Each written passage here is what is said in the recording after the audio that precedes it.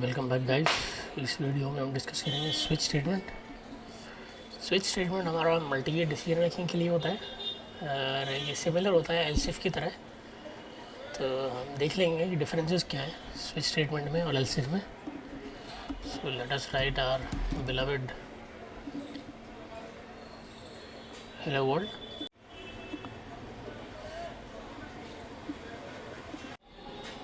ये हमारा hello world हो गया। तो suppose let's take an integer x equal to 1 और स्विच स्टेटमेंट हमारा ऐसे लिखते हैं स्विच, और यहाँ पे मेरा एक्सप्रेशन होता है, ठीक है। और ये ब्लॉक हमारा स्टार्ट करते हैं स्विच के लिए, और इसके अंदर हम केसेस लिखते हैं कि भाई केस, और यहाँ पे हमारा इंटीजर वैल्यूज आती हैं।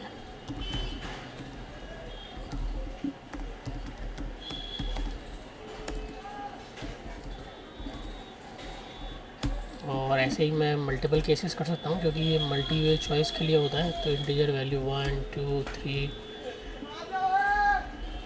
ऐसे हम कर सकते हैं। और ये एंड में जो हमारा केस होता है कि इनमें से मल्टी वे डिसीजन में अगर कोई भी डिसीजन हम नहीं लेना चाहते हैं तो हम डिफ़ॉल्ट केस भी हमारा होता है जिसमें हम हैंडल कर सकते हैं कुछ भी। सपोज़ यहाँ पे मैं लिख सकता हूँ कि भाई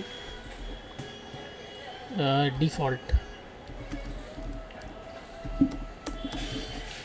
केस। तो ये एक्सप्रेशन में हम कोई भी ऐसा एक्सप्रेशन ले लेंगे जिसकी हमारी इंटीजर वैल्यू आएगी। तो यहाँ पे मैं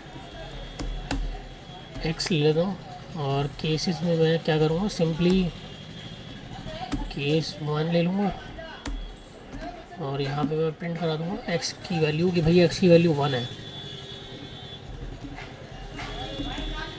सी out एंडल X is equal to 1। ये हो गया।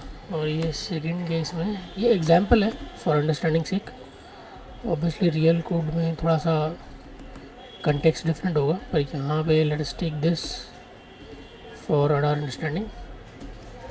सी आउट एंडल एक्स इक्वल टू 1। तो यहाँ मेरा हो जाएगा, और यहाँ पे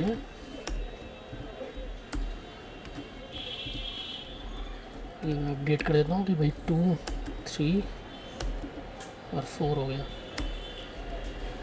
अब अगर हम यहाँ पे देखेंगे तो ये मेरा स्विच स्टेटमेंट हो गया। फिर अगर हम यहाँ आउटपुट देखेंगे तो आउटपुट में सब कुछ आ रहा है कि भाई x is equal to 1, x is equal to 2 3 4। तो ये एक स्पेशल फीचर होता है स्विच का कि जो भी हमारा केस हम डिसीजन होता है हमारा, जैसे ये डिसीजन हम ले रहे हैं कि भाई ये एक्स केस 1 है मेरा, जहाँ पे मेरा एक्स इज़ 1, ये हमने केस के बाद उसकी वैल्यू लिख दी और ये हमने डबल कोलन दे दिया और फिर मैंने प्रिंट करा दिया। बट अगर हमें सिर्फ एक्स इक्वल टू 1 है तो हम वो 2 3 4 वाला कोड क्यों एग्जीक्यूट करेंगे, हम नहीं करना चाहते हैं इस केस में। सिमिलरली ये डिफ़ॉल्ट भी हम नहीं लिखना चाहते हैं। तो यहाँ पे हमें एक फ़ीचर होता है स्विच स्टेटमेंट का कि अगर हम ब्रेक लिखें तो यहाँ पे हमारा जो ब्लॉक होता है स्विच का, हम इसके बाहर आ जाएंगे। तो इफ़ यू सी दिस, यहाँ पे मैंने जब ब्रेक लिखा तो मेरा एक्स इज इक्वल टू 1 हो रहा है, और ब्रेक स्टेटमेंट जब मेरी एग्जीक्यूट हो रही है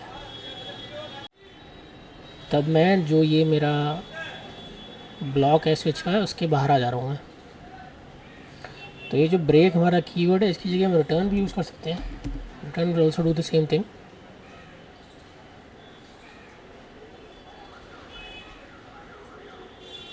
ये हमें एरर दे रहा है, return statement with no value in function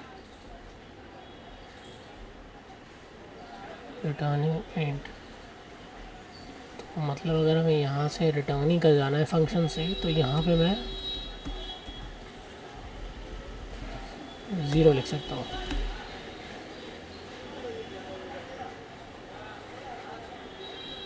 तो अब ये क्या करेगा, हमारा x इक्वल टू 1 प्रिंट करेगा और हम रिटर्न कर जाएंगे फंक्शन से ही, जो हमारा मेन फंक्शन है। बट हमें सिर्फ ब्रेक करना है, ब्रेक इज़ इनफ, क्योंकि हो सकता है कि हमारे स्विच के ब्लॉक के बाद यहाँ पे हमारी और भी स्टेटमेंट्स हो लाइक दिस, कि भाई मैं आउटसाइड स्विच ब्लॉक,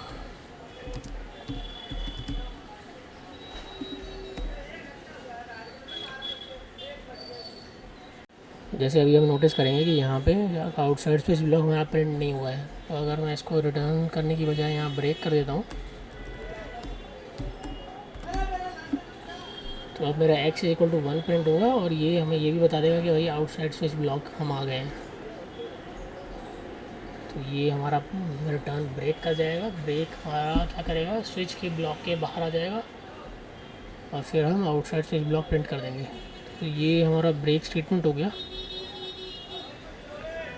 और जो हमारा एग्जिस्टिंग फीचर था कि हमारा एक केस से दूसरे केस में हमारा एग्जीक्यूशन जा रहा था, तो वो एक फ़ीचर भी है, उसे एज ए फ़ीचर भी यूज़ कर सकते हैं।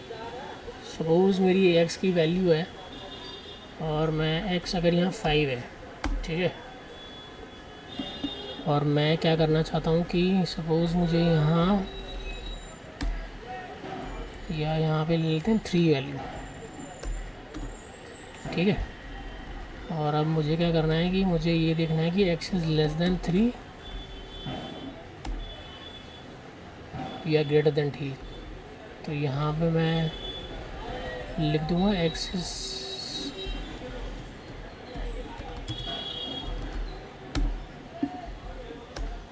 Less than 3, x is equal to 3।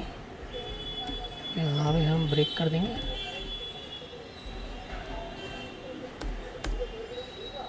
और x इक्वल टू 3 में भी हमें ब्रेक करना होगा कि जब हमारा x 3 है तो सिर्फ उसी की स्टेटमेंट्स हम एग्जीक्यूट करना चाहते हैं। बेसिकली हर केस के आगे हम एक ब्लॉक बना सकते हैं, और यहाँ पे क्योंकि हम सिंगल स्टेटमेंट ले रहे हैं या फिर सिर्फ 2 ही स्टेटमेंट है, तो इसके लिए हम ब्लॉक यूज़ नहीं कर रहे हैं क्योंकि वो अंडरस्टूड है। बट जनरली ब्लॉक यूज़ करना थोड़ा रीडेबल बनाता है, हमारा को ईजी टू अंडरस्टैंड हो जाता है। और यहाँ पे हम 3 ब्रेक कर दिया और यहाँ पे बोल देंगे x इज़ ग्रेटर दैन,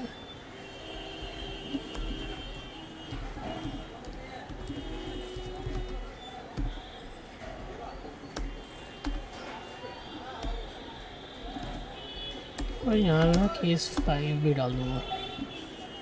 तो मीनिंग ये है कि यहाँ पे और ये डिफ़ॉल्ट के बाद भी हम ब्रेक कर देंगे। अब यहाँ पे अगर हम देखेंगे तो यहाँ x इक्वल टू 3 आ रहा है मेरा प्रिंट, क्योंकि अगर मेरी x की वैल्यू स्विच के केस में जब जाएगी तो इवैल्यूएट होगा इसकी वैल्यू 3, तो ये जंप करेगा यहाँ केस 3 पे डायरेक्टली। फिर हमारी ये एग्जीक्यूट होगी स्टेटमेंट की भाई x इक्वल टू 3 हमारा प्रिंट करेगा, और फिर ये ब्रेक स्टेटमेंट होगी। ब्रेक स्टेटमेंट एग्जीक्यूट होगी तो हम जो कोड ब्लॉक है स्विच का उसके बाहर आ जाएंगे और फिर हमारा ये प्रिंट हो जाएगा कि भाई आउटसाइड स्विच ब्लॉक। यहाँ पे कुछ और स्टेटमेंट भी हो सकती हैं, बट हमने एग्जाम्पल के लिए यही लिया है। एंड सपोज मैं x इक्वल टू 1 कर देता हूँ, तो यहाँ पे मेरी वैल्यू प्रिंट हो गई x इज़ लेस दैन 3। और सिमिलरली अगर मैं 2 कर देता हूँ x की वैल्यू को चेंज, तो यहाँ पे भी x इज़ लेस दैन 3 आएगा। तो ये जो केसेस हम देख रहे हैं ये कितने भी केसेस हो सकते हैं, जैसे मैं यहाँ कितने भी केसेस डाल सकता हूँ, और मल्टी वे, कोई ऐसे लिमिट नहीं है, लॉजिकल हमें जितने चाहिए और जितना हमारे रीज़नेबल अमाउंट ऑफ डिसीजंस हम मल्टी वे डिसीजन बना सकते हैं उतने हम यहाँ पे केसेस डाल सकते हैं। और यहाँ पे इंटरेस्टिंग चीज़ ये है कि जो हमारा ये केस 1 और 2 के बाद हमने केस 1 के बाद हमने ब्रेक नहीं लगाया है,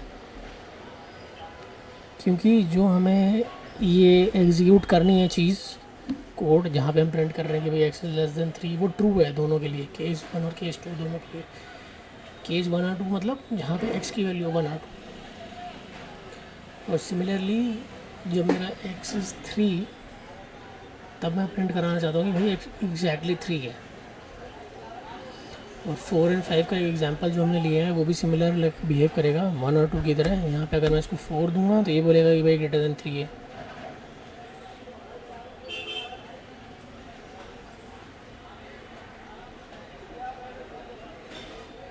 इसने बोल दिया मुझे x ग्रेटर देन 3।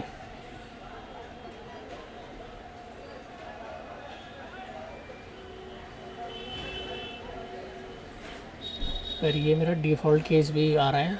ये इसलिए आ रहा है क्योंकि मैंने जब केस 4-5 के लिए जो हमने ये चीज़ लिखी है स्टेटमेंट कि भाई x ग्रेटर देन 3, इसके बाद हमने ब्रेक नहीं लगाया है। यहाँ पे हमें ब्रेक लगाएंगे क्योंकि डिफ़ॉल्ट केस हमारा ये सिमिलर टू जो हमारा एल्स इफ में हमने लास्ट वाला एल्स देखा था ब्लॉक, उसकी तरह होता है। ये हमारा ऑप्शनल होता है, ज़रूरी नहीं है, बट ये इसलिए हमारे काम आता है कि सपोज़ हम बोलना चाहते हैं कि ऊपर हमारे जितने भी डिसीजन थे उसमें से कोई भी हमने एग्जीक्यूट नहीं किया है, या फिर नन ऑफ द अबव हम कन्वे करना चाहते हैं कोड के थ्रू कि भाई none of the above option हमारी ट्रू हैं, और या कोई एरर केस है कि भाई इनमें से कुछ भी वैल्यू नहीं है तो ये एरर है, तो वो हम यहाँ पे प्रिंट कर सकते हैं। लेकिन जब हमारी 4 और 5 वैल्यू है तो ऑब्वियसली हम लिखेंगे x ग्रेटर देन 3 और ब्रेक कर जाएंगे। अब ये तो हमारा ये फीचर हो गया कि हमारे जो डिफरेंट केस, इनको हम लेबल्स भी बोलते हैं कि भाई ये लेबल है, एक लेबल हो गया, ये दूसरा लेबल हो गया, ये तीसरा लेबल हो गया, चौथा, पांचवा, और ये डिफ़ॉल्ट लेबल हो गया हमारा। और इसमें इंटरेस्टिंग चीज़ ये है कि इसमें कोई ऑर्डर नहीं होता, बट यहाँ पे हमने ऑर्डर दिया हुआ है, हम ऐसे भी लिख सकते हैं इसको, कोई it doesn't make a difference. तो अभी अगर मैं इसकी वैल्यू 4 और 5 दूंगा तो वो x ग्रेटर देन 3 ही बोलेगा मुझे अभी भी, और अगर मैं 1 कर दूंगा तो कोई ऐसा ऑर्डर नहीं है इसका 1, तो ये मुझे बोलेगा x लेस देन 3 बोलेगा, x लेस देन 3। सिमिलरली अगर मैं 2 कर दूंगा तो ये अभी भी मुझे बोलेगा कि भाई लेस देन 2 ही है, लेस देन 3 है। 4 बोलूँगा तो बोलेगा ग्रेटर देन 3। 5 के लिए भी सेम बिहेवियर है। तो इसके जो हमारे लेबल्स हैं इनका कोई ऑर्डर नहीं है, बट क्योंकि हमारे यहाँ जैसे डिसीजन का एक ऑर्डर है कि 1 2 3 4 5 इंक्रीजिंग ऑर्डर में है, तो रीडेबल रहता है कोड। क्योंकि अगर हम ऐसे पढ़ेंगे इसको तो ये डिफ़िकल्ट होता है पढ़ने में कि भाई केस 3 पहले है जहाँ पे x की वैल्यू 3 है, और ये लेबल जहाँ पे x की वैल्यू 1 है वो बाद में है, तो ये थोड़ा सा रीडेबिलिटी कम करता है। तो इसको हम इसलिए ऊपर हमने रखा हुआ है। बाकी इसमें कोई ऑर्डर नहीं है, डिफ़ॉल्ट को भी हम ऊपर रख सकते हैं। तो अगर मैं डिफ़ॉल्ट को यहाँ कर दूँगा और अगर मैं यहाँ पे 6 दे देता हूँ वैल्यू सपोज, या 0 दे देता हूँ, तो क्या होगा, जो भी हमने लेबल लगाए हैं उसमें से किसी भी लेवल में उसकी 0 वैल्यू नहीं है, तो इसलिए डिफ़ॉल्ट वैल्यू हमारी प्रिंट हो जाएगा कि भाई डिफ़ॉल्ट केस है जो हमने यहाँ प्रिंट करा है। और जो ब्रेक हमने दिया है, ये ब्रेक हमारा जो हमारा ब्लॉक है स्विच का, उसके बाहर ले आएगा कोड के एग्जीक्यूशन को, और तभी हमारा ये आउटसाइड स्विच ब्लॉक प्रिंट हो जा रहा है। अगर हम स्क्रीन पे देखेंगे तो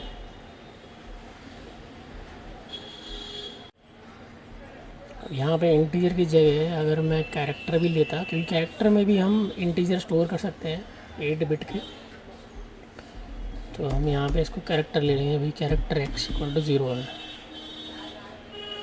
तो इस केस में भी हमारा ये जो स्विच स्टेटमेंट है ये काम करेगा, क्योंकि एक कैरेक्टर भी हमारी इंटीजर वैल्यू स्टोर कर सकता है। x इक्वल टू 0 अगर मैं 1 करूँगा तो ये हमें बोलेगा कि भाई लेस देन 3 है वैल्यू।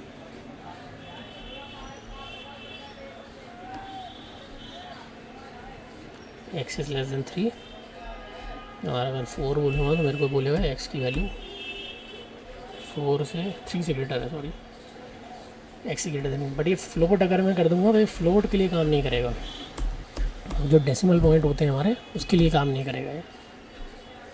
तो अगर मैं फ्लोट लेता हूँ x इक्वल टू 4, तो ये हमें एरर देगा कि भाई switch quantity not an integer, मतलब कि ये जो x है वो बता भी रहा है हमें कि भाई जो x हमने लिया है वो इंटीजर क्वांटिटी नहीं है, क्योंकि वो इंटीजर क्वांटिटी होनी चाहिए, switch quantity not an integer. और ये सिमिलरली जो हमारी इंटीजर क्वांटिटीज होती हैं, कैर हो गया, इंट हो गया, शॉर्ट इंट हो गया, शॉर्ट इंट के लिए भी ये चलेगा हमारा, लॉन्ग इंट के लिए भी चलेगा। अगर हम लॉन्ग इंट कर देते हैं